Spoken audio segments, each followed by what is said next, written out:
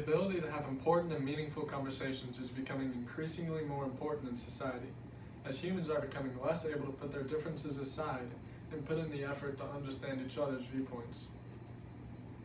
In the words of famous author Anthony Robbins, to effectively communicate, we must realize that we are all different in the way we perceive the world and use this understanding as a guide to our communication with others.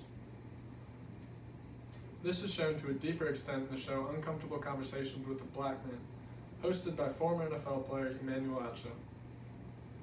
Emmanuel has invited various guests onto the show, including Matthew McConaughey, Lindsey Vonn, and PK Subban.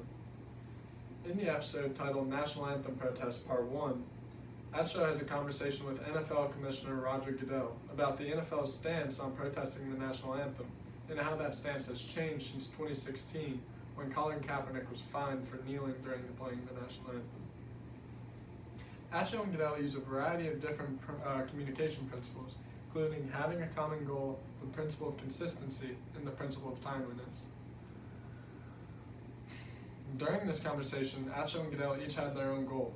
Goodell took this opportunity to almost clear the air with the public, if you will. As racial inequality has become an even bigger problem in the United States, he has realized that he was in the wrong in the way he and his team handled the players' peaceful protesting.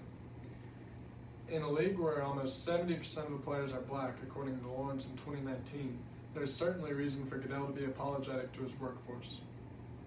This resulted in him being truthful and respectful throughout the conversation, and even when Acho threw uncomfortable questions his way, he was able to answer them from the heart, as a result of his experience. One of Acho's main goals is to bring to light how the NFL's stance has changed throughout the years. By asking uncomfortable questions, this makes Goodell really have to think about what he is saying, resulting in a real response. This is beneficial for both sides. The principle of consistency is used mostly by Goodell in this case, as it is clear he came into this interview with a set viewpoint. Knowing he represents the NFL as a whole, it is his job to cast them in a good light. I would not be surprised if his board members discussed with him how they think he should handle this interview, and they knew exactly which stance they wanted Goodell to take going into this interview. This resulted in the commissioner looking extremely refined and prepared throughout the course of the interview. Another technique used by Acho is the timeliness in which this episode was filmed. During a time in the United States where racial tension is at an all-time high and protests against police brutality and systemic racism are breaking out across the globe, Acho reignites this conversation throughout the NFL, and coincidentally right as the 2020 season is kicking off. This is a conversation we could all benefit from having, so this video acts as a great model for those who may be uncomfortable speaking on such a controversial topic. According to Campbell in 2016, conflict opens our eyes to new ideas, teaches us to listen, and most importantly leads to new solutions. In regards to this, conflict meaning having respectful conversations in which people may not agree with each other. Or for one instance, one may not be as educated as another, and the less educated may spend more time listening rather than speaking. In a society where we are becoming increasingly more egotistical, it is only becoming harder for us to communicate meaningfully. 45% of polled adults admitted to stop talking politics simply because someone disagreed with their viewpoint.